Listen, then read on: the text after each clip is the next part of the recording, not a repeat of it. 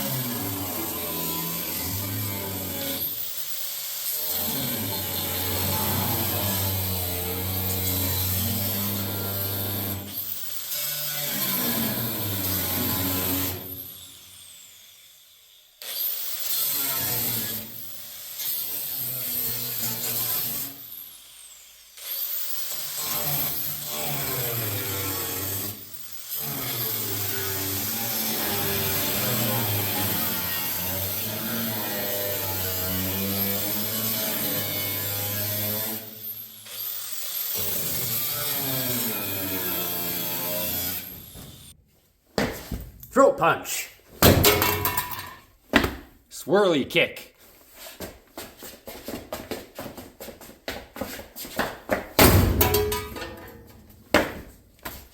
The key to successful bodywork and fabrication is fear and intimidation. Autobody sheet metal is more afraid of you than you are of it. If you'd like to learn more about how to conquer your fear of autobody sheet metal work, you can read all about it in my new self-help book titled How I Learned to Stop Worrying and Love the Bondo. Available soon in the merch store.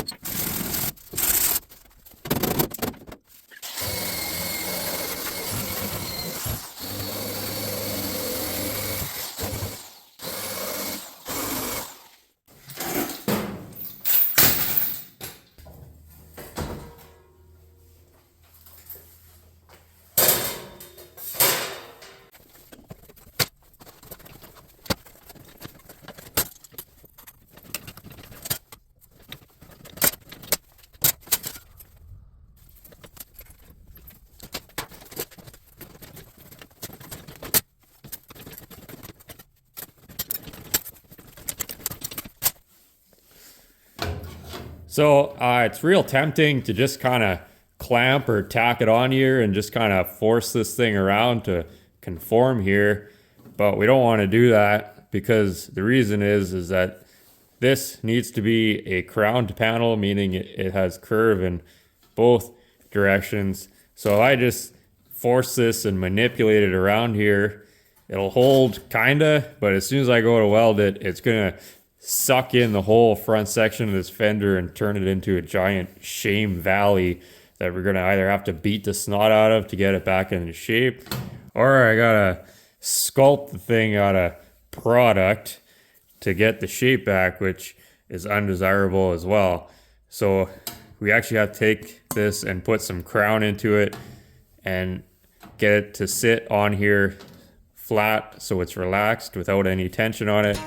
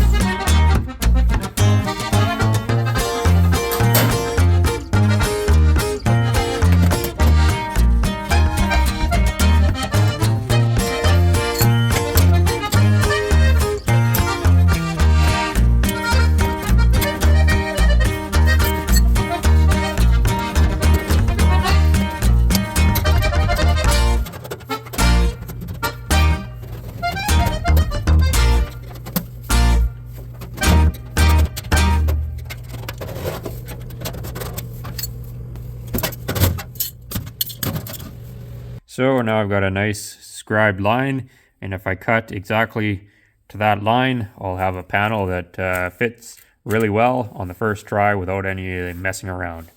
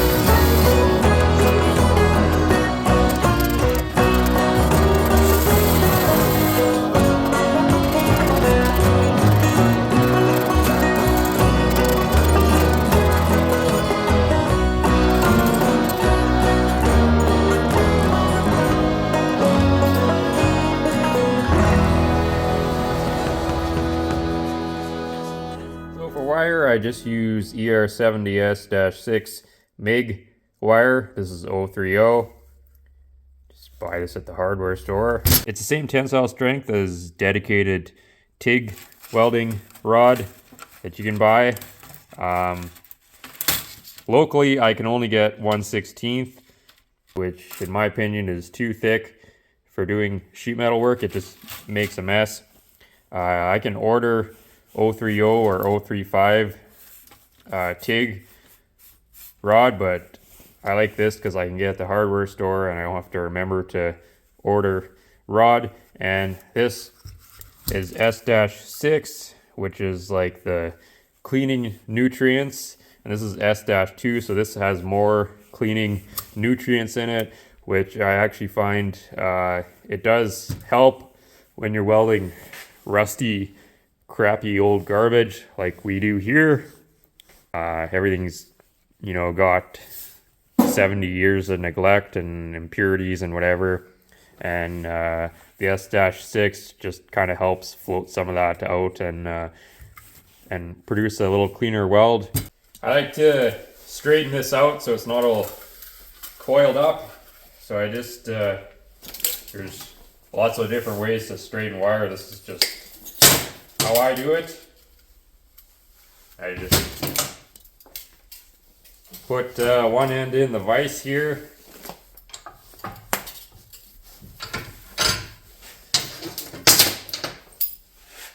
Use the vice grips on the other end.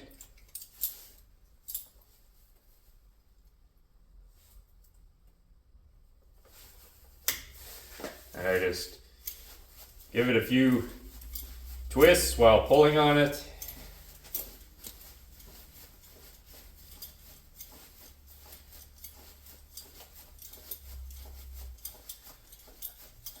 I know you can buy wire straighteners and do this different ways, but this way works fine for me. There's our homemade TIG welding rod.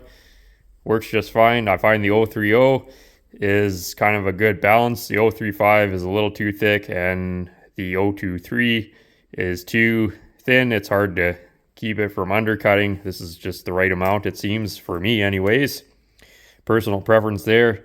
The trouble with using the thicker rod is I have to put more heat into the panel to get it to melt, and then I end up with a lot more globularness to grind down, and it just makes a mess, and it makes finishing out the weld a lot harder. This just makes it so much easier.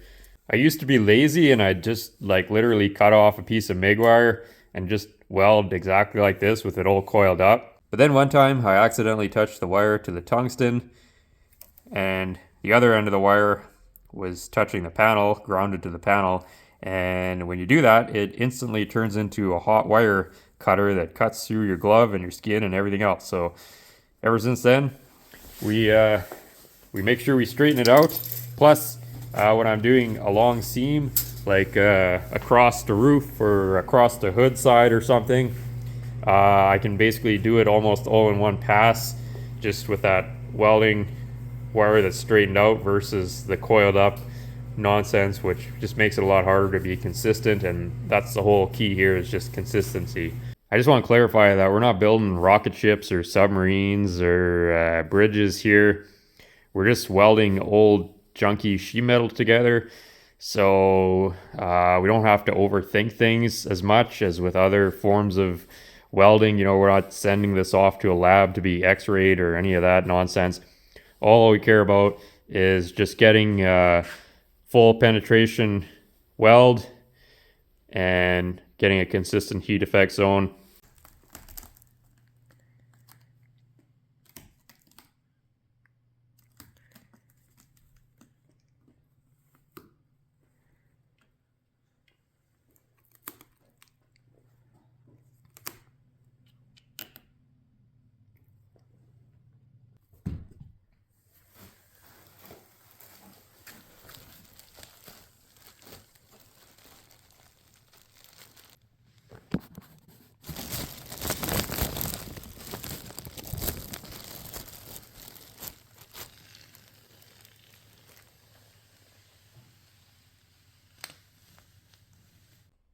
Poe likes the old one better.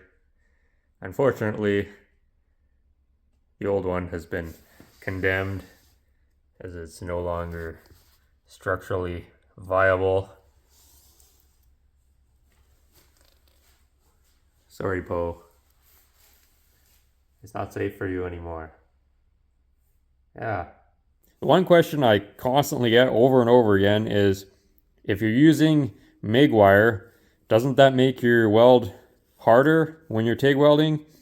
And like I showed you here, this is the exact same tensile strength as the dedicated TIG rod.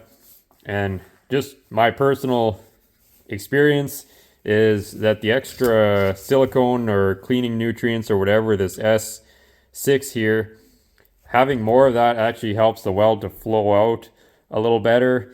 And again, it cleans that dirty metal a little better, and it just makes it a little easier to hammer out versus this S-2. The reason that a MIG weld is way harder than a TIG weld is because it's two completely different welding processes. This is totally different, and there's a few reasons for that. I'm not a scientist and I'm not a professional welder, but I'll just try to show you in the simplest way that I can possibly conjure up. So I have a block of ice here, and then I have an icicle here, so we'll pretend that this is our piece of steel and this is our welding rod or welding wire. Now with MIG welding, basically the wire and the steel is cold until we pull the trigger and the wire contacts that steel. So as soon as that wire arcs up, then we're trying to feed that tiny little wire into that cold steel. And so it's hot, cold, and we're forcing the wire into a cold piece of steel. So naturally, that is going to leave us with a much harder weld just due to the metallurgy and scientists thingies. Now when we TIG weld, well, we're actually preheating the steel first, and the steel is already molten or liquefied before we even start adding our filler material. I don't know if this is the best way to demonstrate this or not, but you can see the heat from our liquefied metal here is just melting the filler rod as we go. This is much slower to cool, and therefore we're ending up with a weld that is substantially softer than the MIG welding approach, where we're basically forcing that weld into our material. I don't know if that demonstration actually helped at all, other than making my hands cold and my floor wet. If you want to actually get the scientific explanation, you can just Google it yourself. Or the best way is just to try both. I MIG welded for years and years, and then I didn't really understand why people said TIG welding was so much better until I actually tried it, and like literally within the first 5 minutes I was like, oh wow, okay, I see why this is better now. So the best way is just to try, figure it out for yourself. The other thing is TIG welding uses a different gas than MIG welding, which does have a slight effect on that as well. With TIG welding, we're just using straight argon, and with MIG welding, I'm using a mix of argon and CO2, and the CO2 is also contributing to a harder weld. Some people just use straight CO2, but a mix of argon and CO2 is actually what's recommended for autobody sheet metal. At one of the shops I worked at, we did just use straight CO2 for welding autobody sheet metal, and I did notice the welds were harder. And the other thing I noticed is on the really thin sheet metal, it was harder to weld without burning through. Again, maybe that's something people have struggled with, I don't know. This is argon CO2 mix is what's recommended for autobody sheet metal. So I guess if you're using straight CO2, maybe give this a try. I think it's a little bit more money, but maybe that will help you as well if you're having issues. So there's these little indented areas for the old grill that aren't going to serve any purpose anymore. So we're gonna just heat these up and hammer them flat and then weld up the holes. And by now you're probably saying, well, why didn't you just cut off the whole front and just remake the whole front of this fender? Wouldn't that be better? And the answer is yes. This is just what I feel like doing. I feel like butchering this, so we're gonna butcher it. That's just the way it is sometimes. Gotta do what you feel like doing. Doesn't always have to make sense. Most of the time it doesn't.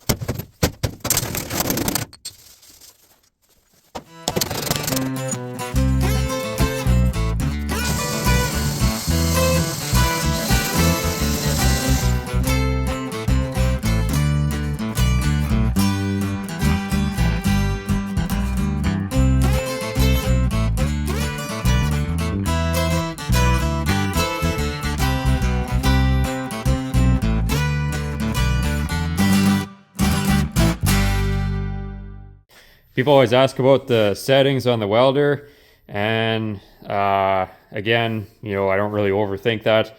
I just kind of have it dialed in at currently 63 amps for doing 19 to 18 gauge sheet metal, but I'm not actually welding to that. What I'm doing is I'm using a foot pedal, and I have no idea what the amperage is at while I'm welding, because I just control it as I weld. Because on this old stuff, you know, if we were welding two brand new sheets of metal together, then it wouldn't be as necessary. But on this stuff, you know, there's thick and thin spots everywhere just from the way it was stamped. And then it's also been through all kinds of horrible trauma, you know, over the years, old repairs and whatever. So I just control the amperage as I weld. And that's the nice thing about the foot pedal, is it's just like the gas pedal on the car.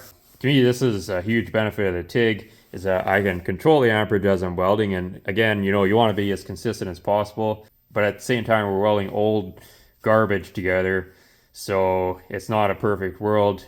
If we come to a thin spot, we just dial back on the pedal a little bit, and if, you know, it's not burning in enough, then we can increase the amperage slightly and just modulate that as we're going along.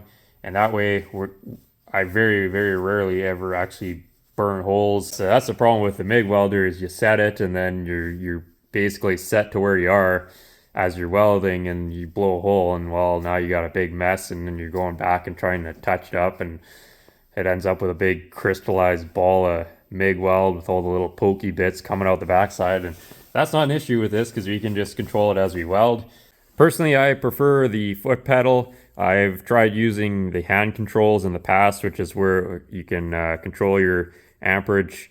There's like a slidey thing or whatever, and I'm not a fan of that. I find it's difficult to work and, you know, finesse that amperage while I'm welding and while holding this steady. It's just I just don't like it. So that's my opinion, is the foot pedal is the way to go. People also ask about the tungsten and the cup sizes and all that. This isn't rocket ship building, so this is what the welder came with when I bought it. It's the number 7, and this is a 3/32 tungsten. I do think that the 1/16 is a little nicer for sheet metal, but this is just what the welder came with, and I'm used to using it now, so I'm probably not going to ever change it, because I don't really care, and it works fine for what I'm doing. But I could imagine, you know, if I was to go back and relearn this and whatever again, then it would probably be a lot easier for learning to use the 1/16 tungsten, but it is what it is. Again, I'm not a professional welder, and all I do is weld on rusty old garbage and make the occasional bracket. So it's easy to go down the TIG welding rabbit hole, where you get all this fancy this, that, and the other thing. And I guess if you're doing stainless or aluminum or doing like the stack of dimes or whatever, then you can definitely, you know, go that route, but for sheet metal, it's not worth overthinking it. It doesn't need to be as complicated as some people make it. So again, that's my uneducated opinion.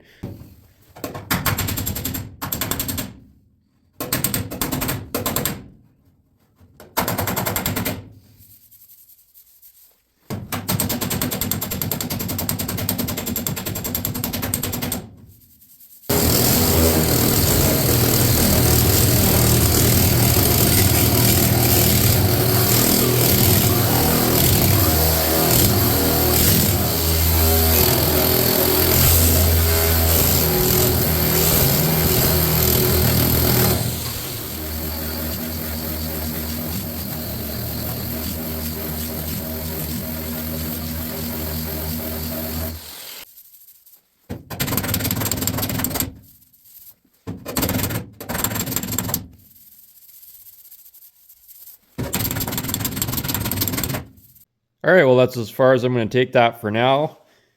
It's better than the indented thing we started with. Now we come around to the front here, and we can see there's a point of something hit here. As we come around inside here, we can actually see that all of this is buckled in. I do have some more tweaking to do here. The inner fender is currently in the way, so I can't get in there to do anything with that properly. But we can fine tune that later, and by fine tune that later, I mean we're going to take a claw hammer, beat this all in, and then fill it full of product. Same story here on the driver's side. Close enough for now. There's a lot that has to go on with this fender still. I have to build or rebuild or make a whole piece at the front here that'll tie into here to tie into the grille. So there's many things to be done yet, but we just have to start somewhere. Sitting around and thinking about this won't get it done. So we just got to come out here every day, do a little bit on it, and keep pushing forwards, and eventually it'll start to look like something. We also got some big exciting changes coming in the new year. I've been talking with our buddy Randall over at Shed by the Tracks there. And he's finally convinced me to follow my dreams and my passion. So we're going to be rebranding the channel a little bit to cater more to my own personal interests, which is of course hairstyling and lifestyle advice, and possibly a little bit more cat content as well. See, we've already got our new logo made up there. So I hope you're all as excited as I am about rebranding the channel to Carter's Hairstyling and Lifestyle Advice. And if any of you are upset about the direction we're headed, I can't imagine anybody would be, but if you are, and you're just here for automotive content, you can direct your complaints over to Randall. I'm sure he'll be happy to help you out and help sort you out there. Other than that, I'm just going to keep working on the old chicken truck here. We got lots of work to do. We got to get that grille spliced in. We got to build a hood of some kind, and we got to start building our fadeaway fenders and all that nonsense. So it's going to be a busy winter. Yes, it is.